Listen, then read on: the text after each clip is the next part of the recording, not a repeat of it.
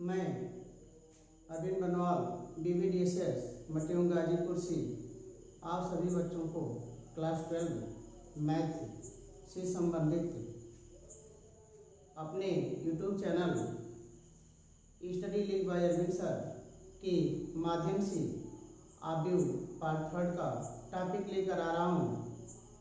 इसमें जो भी कमियां हों उसे आप कमेंट अवश्य करें तथा इसे लाइक करना न भूलें।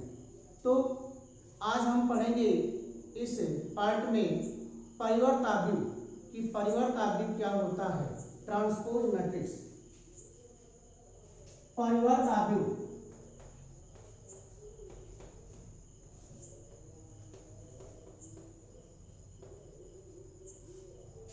ट्रांसपोज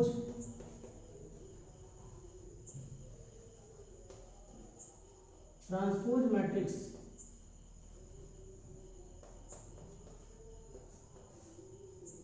तो परिवर्त आव्यूह की परिभाषा जैसा कि हम जानते हैं आव्यूह तो आव्यूह जो है वर्गाकार या आयताकार कोई भी हो सकता है। तो किसी आव्यूह के पंक्ति अथवा स्तंभ को परस्पर बदलकर किसी आव्यूह के पंक्ति अथवा स्तंभ को परस्पर बदलने से जो आव्यूह प्राप्त होता है उसे परिवर्त आव्यूह कहते हैं। जैसे मान लेते हैं कोई आव्यूह A बराबर 1 2 3 7 6 5 यह कोई आव्यूह हमारा दिया हुआ है। इस आव्यूह में 1 2 3 पंक्तियां 1 2 स्तंभ तो 3 पंक्तियां और 2 स्तंभ। तो आव्यूह का क्रम होता है पंक्ति गुणे स्तंभ यानी 3 गुणे 2 क्रम का। अब पंक्ति को स्तंभ में बदल दिया जाए और स्तंभ को पंक्ति में बदल दिया जाए तो वह प्राप्त हमारा आव्यूह जो है परिवर्त आव्यूह कहलाता है। तो इसे हम A डैश से प्रदर्शित करते हैं तो A डैश का मान हो जाएगा। अब पहला स्तंभ जो है पहली पंक्ति बन जाएगी 1 2 3 7 6 5। तो अब इस आव्यूह का क्रम 2 पंक्ति 3 स्तंभ तो 2 गुणे 3 का हो जाएगा। यानी किसी भी आव्यूह की जब पंक्ति अथवा स्तंभ के सभी अवयवों को परिवर्तित कर दिया जाता है तो प्राप्त आव्यूह परिवर्त आव्यूह कहलाता है। यदि आव्यूह आयताकार होता है तो उसके परिवर्त आव्यूह में उसका क्रम बदल जाता है। यदि आव्यूह वर्गाकार होता है अर्थात पंक्ति और स्तंभों की संख्या समान होती है तो परिवर्त आव्यूह के क्रम में कोई परिवर्तन नहीं होता है। अब जैसा कि हम प्रश्न पढ़ेंगे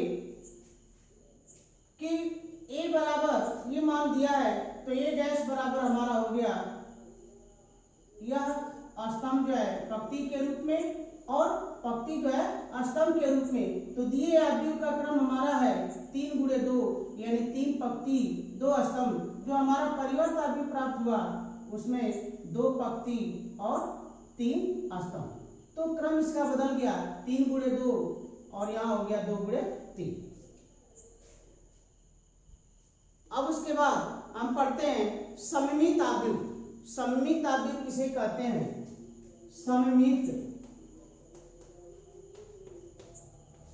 सममित आव्यूह सिमेट्रिक मैट्रिक्स सममित आव्यूह।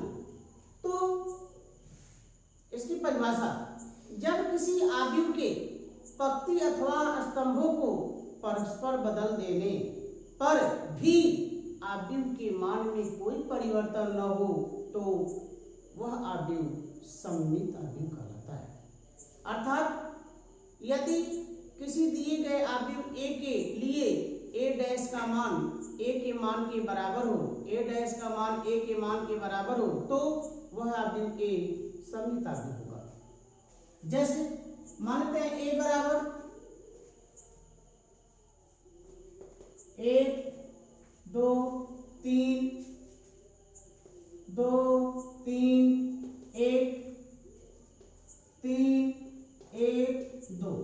मान लिया कोई हमारा आव्यूह दिया हुआ है पहली पंक्ति दूसरी पंक्ति तीसरी पंक्ति पहला स्तंभ दूसरा स्तंभ और तीसरा स्तंभ।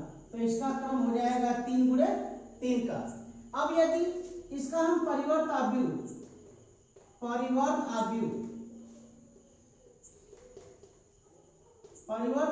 ए डैश का मान ज्ञात करें तो हमारा ए डैश का मान हो जाएगा, यानी पंक्ति को स्तंभ के रूप में लिखेंगे और स्तंभ को पंक्ति के रूप में लिखेंगे।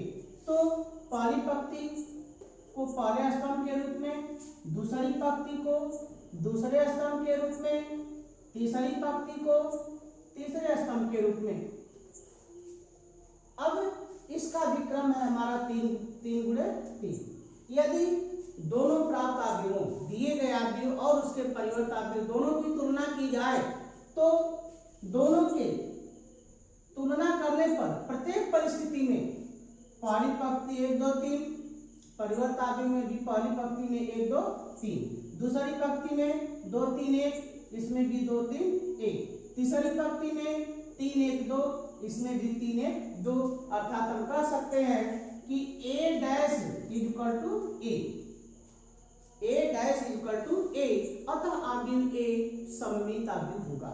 अर्थात सममित आव्यूह की परिभाषा कि किसी दिए गए आव्यूह के पंक्ति अथवा स्तंभ के मान में परिवर्तन करने पर प्राप्त परिवर्त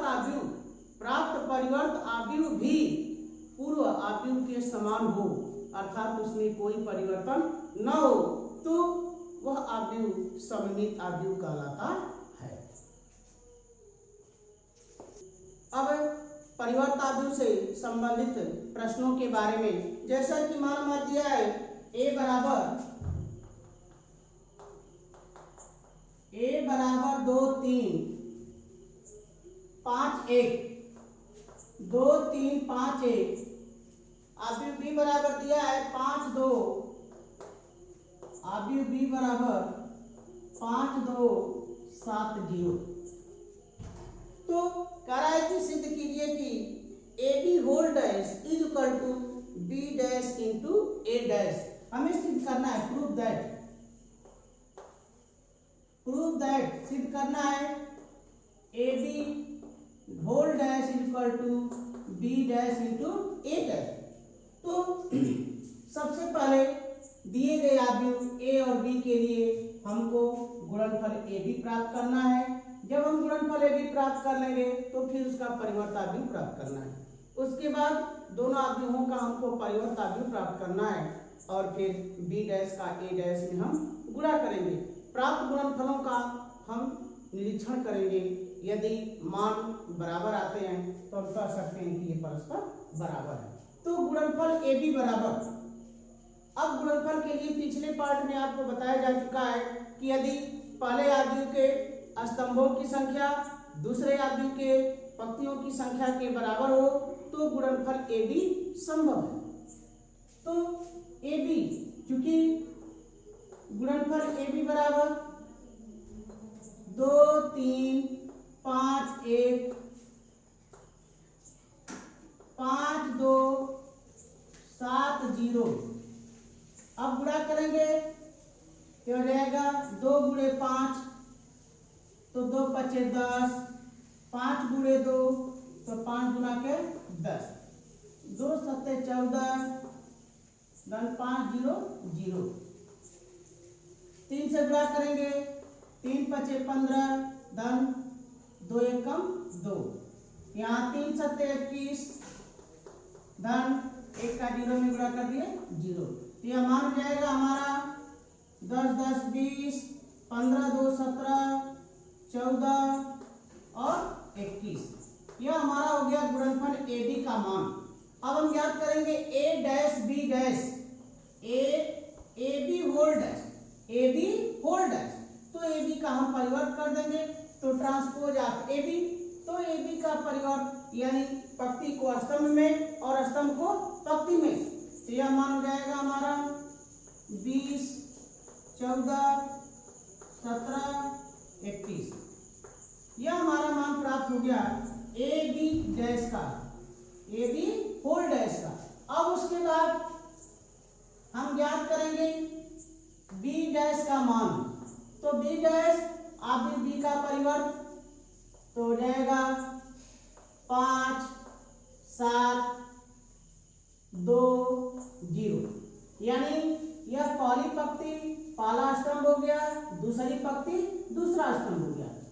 उसके बाद फिर ए डैश का, तो ए का परिवर्त, तो पहली पंक्ति पहला स्तंभ हो जाएगा, दूसरी पंक्ति दूसरा स्तंभ हो जाएगा, इस तरह से।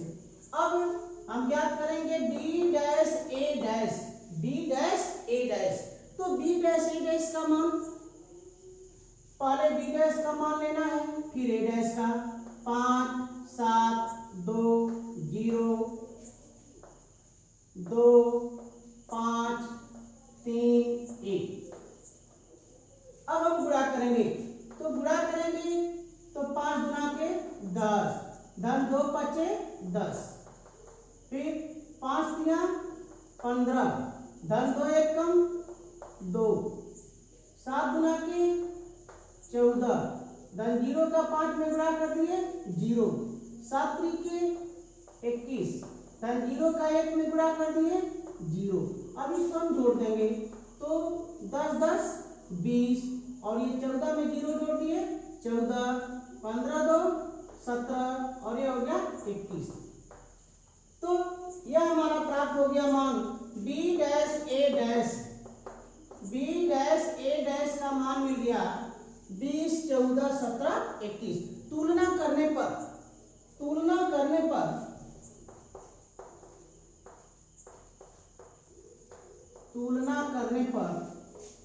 तो क्योंकि यह मान इस मान के बराबर है, जब दोनों मान बराबर हैं तो हम कह सकते हैं A B whole dash is equal to B dash A dash.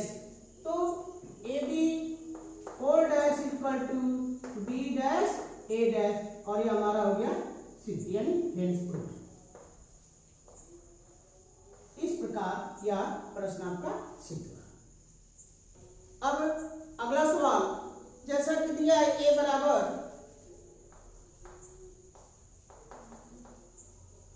बराबर cos alpha minus sine alpha, cos alpha minus sine alpha, sine alpha cos alpha, cos alpha. तो कह तो सत्यापित कीजिए कि A dash A equal to I, A dash A equal to I, यह सिद्ध करना है, यह सत्यापित करना है। तो दिया हुआ मान हमारा है A equal to cos alpha minus sine alpha cos alpha. तो ए डैश इक्वल टू, तब इसका परिवर्त यानी पंक्ति को स्तंभ में बदल देंगे और स्तंभ को पंक्ति में, यह मान हो जाएगा हमारा cos alpha sine alpha minus sine alpha cos alpha.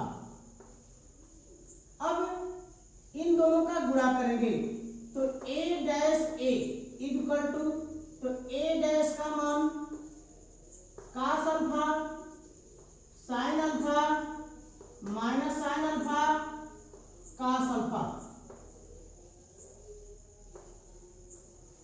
और ए का मान दिया है cos alpha minus sine alpha cos alpha. अब हम गुणा करेंगे, तो जब हम गुणा करेंगे तो पहली पंक्ति का पहले स्तंभ में गुणा करके, पहली पंक्ति और पहले स्तंभ अर्थात A11 के स्थान पर पहली पंक्ति और दूसरे स्तंभ का गुणा करके A12 के स्थान पर हम इस प्रकार लिखते हैं।